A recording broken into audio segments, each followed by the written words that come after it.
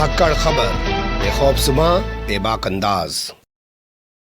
धाकड़ खबर के news room से मैं आपके साथ हूं अकरम रईस खान। दो तस्वीरें आपके सामने ऐसी रखने जा रहा हूं जिन्हें देखकर आप कह सकते हैं कि ये तस्वीरें नफरत करने वालों के मुंह पर एक करारा तमाचा साबित होंगी, लेकिन ऐसा भी नहीं है कि पहली बार ये तस्वीरें आ रही हैं। पिछले साल लॉकडाउन के दौरान ऐसी बहुत सारी तस्वीरें उभरी, लेकिन नफरत करने वाले अब पानी का भी धर्म ढूंढ ही लाए। आपने देखा ही होगा गाजियाबाद के डासना में स्थित देवी मंदिर में क्या हुआ उस छोटे से बच्चे के साथ में, और उसके बाद फिर किस तरीके से मुसलमानों के पैगंबर के खिलाफ नफरत उगली गई दिल्ली के अंदर प्रेस क्लब में बैठकर। तो उनका काम वो है, वो करते रहेंगे। लेकिन इन तस्वीरों के सामने आने के बाद दो चीज़ों पे ज़रूर गौर कीजिएगा। एक, क्या वाकई में भारत के अंदर गंगा जमनी सभ्यता जो है, जिसे हम कहते हैं गंगा जमनी तहजीब जो है, उसके जो नींव है वाकई में इतनी प्रगाढ़ है कि उसको आसानी से तोड़ा नहीं जा सकता है। अंग्रेज़ भी नाकाम हो गए, ये लोग भी कुछ दिन बाद नाकाम हो जाएंगे। वो बहुत मजबूत है, यहाँ का ताना बाना टूट नहीं पाता। इस पर गौर कीजिएगा। दूसरा, आप ये भी गौर कर सकते हैं कि लगता है इस गंगा जमनी तहजीब को, गंगा जमनी सभ्यता को बचाने का पूरा ठेका धर्म विशेष के लोगों ने, या यूं कहें सीधे तौर पर कि मुसलमानों ने ले लिया है। वही तमाम ऐसे काम करते हुए दिखाई दे रहे हैं, उन्हीं के ऊपर ये तमाम जिम्मेदारी आ गई है। तो क्या आने वाले वक्त में भविष्य में उनको इसके लिए सराहा भी जाएगा? जैसे नेल्सन मंडेला को 27 साल बरस तक जेल में रखा और बाद में उसी 27 साल तक जेल रहने के एवज ही उनको नोबेल पुरस्कार शांति का दिया गया। पहली तस्वीर हमारे पास राजस्थान के उदयपुर से आ रही है, जहां रोजा तोड़कर एक मुस्लिम नौजवान ने 2 हिंदू महिलाओं की जिंदगी बचा ली। दूसरी तस्वीर हमारे पास बिहार के दरभंगा से आ रही है। यहां पर परिवार के लोग छोड़ के भाग गए क्योंकि परिवार के मुखिया की कोरोना से मौत हो गई, लेकिन मुस्लिम समाज के नौजवान आ गया है और अंतिम संस्कार किया। चलते हैं दोनों तस्वीरों की तरफ, लेकिन सबसे पहले बात कर लेते हैं उदयपुर की। उदयपुर वो ज़िला जो राजस्थान का बड़ा ज़िलों में शुमार किया जाता है। यहाँ की वो तस्वीर आपको याद है, मैं रख देता हूँ आपके सामने। अगर निकल पाएगी तो हमारे एडिटर आपको दिखा पाएंगे कि यहाँ की अदालत पर कोर्ट के ऊपर चढ़ के भगवा झंडा फहरा दिया गया। ये वारदात उस वक्त हुई थी जब राजसमंद में शंभुलाल जगत जैसे वहशी दरिंदे ने बंगाल के एक मजदूर अफराजुल इस्लाम की धोखे से हत्या कर दी। उसे बुला के ले गया काम के बहाने अपने प्लॉट पे, पीछे से उसकी पीठ पे वार किया, फिर उसको मौत के घाट उतार दिया, जला दिया और वीडियो बना के अपनी मर्दानगी जाहिर की। इसके बाद भगवा ब्रिगेड उसके समर्थन में उतर आई। उसी भगवा ब्रिगेड ने ये झंडा लगा दिया था। वो अदालतों का भी सम्मान नहीं करते, लेकिन यहाँ क्या हो रहा है वो थोड़ा सा देख लीजिए। ये शख्स जिनकी तस्वीर आपके सामने रख रहा हूँ, जो तमाम अखबारों में छपी है, तमाम जगह इस खबर को दिखाया गया। ये अलग बात है कि जिस अंदाज में इस खबर को दिखाया जाना चाहिए था, या जिस तरीके से इस खबर का प्रचार प्रसार किया जाना चाहिए था, या जिस तरीके से अकील मंसूरी का इंटरव्यू किया जाना चाहिए था, वो नहीं किया, क्योंकि भोंपू मीडिया में तो दलाल चाटुकार दंगाई पत्रकार आज के ज़माने में बैठे ही हैं। लेकिन इनका नाम है अकील मंसूरी,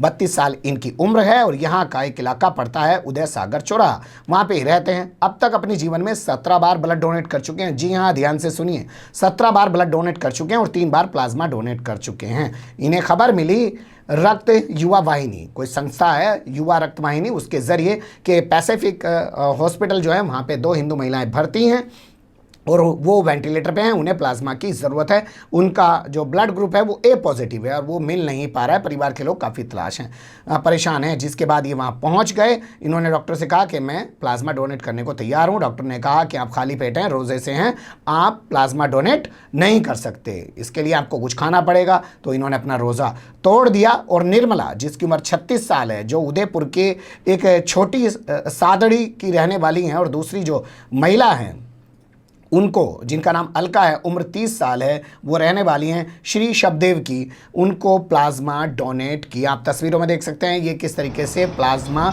डोनेट कर रहे हैं। प्लाज्मा डोनेट करने के बाद अकील मंसूरी ने इस बारे में छोटी सी जानकारी दी, क्योंकि हमने उनसे रिक्वेस्ट की कि एक वीडियो अपना बना के थोड़ा सा भेज दीजिए। वक्त मिलेगा तो हम उनका एक इंटरव्यू करेंगे और आपसे रूबरू कराएंगे कि 17 बार ब्लड डोनेट और 4 बार प्लाज्मा डोनेट। सुन लीजिए उनकी ज़बान। अकील हुसैन मंसूरी, निवासी उदय सागर चौराहा, उदयपुर। मेरे पास में मॉर्निंग में कॉल आया था आरपीजी का, रक्तदान युवा वाहिनी से। उनको ए पॉजिटिव प्लाज्मा की रिक्वायरमेंट थी, तो मुझे एमबी हॉस्पिटल बुलाया गया। मैं एमबी हॉस्पिटल पहुंचा, मैंने एंटीबॉडी टेस्ट करवाया मेरा पहला, और एंटीबॉडी टेस्ट करवाने के बाद मेरा टेस्ट पॉजिटिव आया था। तो फिर डॉक्टर ने पूछा सर आपने कुछ खाया? मैंने कहा सर नहीं, रमज़ान का पहला रोज़ा है, मैंने रोज़ा रखा हुआ है। तो डॉक्टर ने बोला सर आपको कुछ खाना पड़ेगा। ठीक है, मैंने कहा रोज़ा तोड़ना है, इंसानियत के नाते अल्लाह से मैंने माफ़ी मांगी कि अल्लाह आप मुझे माफ़ करें, पहला रोज़ा मुझे तोड़ना पड़ेगा किसी की जान बचाने के लिए, अगर मुझे रोज़ा तोड़ना है। तो मैंने फिर अपना प्लाज्मा डोनेट किया, क्योंकि मैंने 17 बार पहले ब्लड दे चुका हूँ, 3 बार मैंने प्लाज्मा डोनेट कर चुका हूँ। और सबसे मेरी एक रिक्वेस्ट है, अब जो भी कोरोना पॉजिटिव आ रहा है वो अपना कोरोना प्लाज्मा डोनेट करें और लोगों की जान बचाएं और सेफ रहें। सुन लिया आपने। तो ये है गंगा जमनी तहजीब। लेकिन यहाँ दो ही चीज़ें सोचिएगा, क्या वाकई में वो इतनी प्रगाढ़ है कि टूट नहीं पा रही है, या उसको बचाने की सारी जिम्मेदारी जो है, सारा ठेका जो है वो मुस्लिम नौजवानों ने या मुस्लिम कम्युनिटी ने उठा लिया है। इसके अलावा दूसरी कम्युनिटी तो या तो खामोश है गुंडों की गुंडई देख के, या गुंडई दिखाने पर कुछ लोग उतारू हो चुके हैं। युवा रक्त वाहिनी के जो अर्पित कोठारी हैं, उन्होंने अकील मंसूरी से संपर्क किया, जिसके बाद इस परिवार को ये जो है मिल पाया कोरोना के लिए प्लाज्मा। अब दूसरी तस्वीर की तरफ चलते हैं।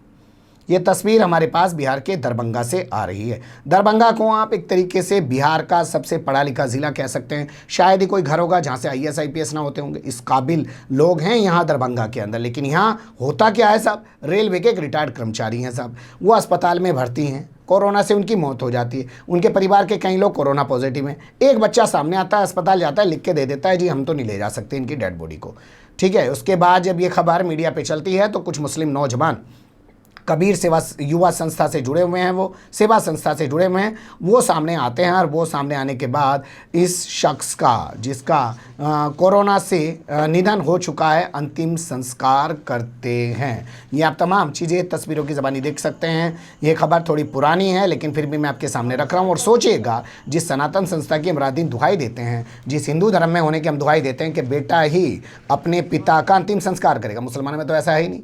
कोई भी मर जाए कोई भी दफना दे, वहाँ तो ऐसा कुछ है ही नहीं कि बेटा ही मिट्टी चढ़ाएगा, वहाँ तो ऐसा कल्चर नहीं है ना जी। लेकिन यहाँ ये कल्चर है। सोचेगा, जिस बेटे पे इस रेलवे कर्मचारी ने अपनी पूरी ज़िंदगी लुटा दी, उसको पढ़ाया लिखा होगा, वो छोड़ के भाग गया, लेकिन मुस्लिम नौजवान आगे आते हैं और इसका अंतिम संस्कार करते हैं। दो तस्वीरें उभर रही थी, मुझे लगा कि आपके नोटिस में चीज़ें आनी चाहिए। वैसे तो सोशल मीडिया का ज़माना है, लोग हमारे से पहले बहुत सारी चीज़ों से अपडेट हो जाते हैं, लेकिन फिर भी क्या करें, हमें भी तो कुछ करना है ना, ताकि दुकान चलती रहे। बने रहेगा धाकड़ खबर के साथ। फिलहाल कमेंट्स के रूप में आप लोग अपनी राय दे सकते हैं, खबर को लाइक कर सकते हैं, चैनल को सब्सक्राइब कर सकते हैं और ज़्यादा से ज़्यादा हमारी खबरों को शेयर कर सकते हैं। फिर ऐसे ही किसी सुलगते हुए या उलझते मुद्दे लेकर मैं आपके सामने हूँगा हाजिर। फिलहाल अभी मुझे दें इजाज़त।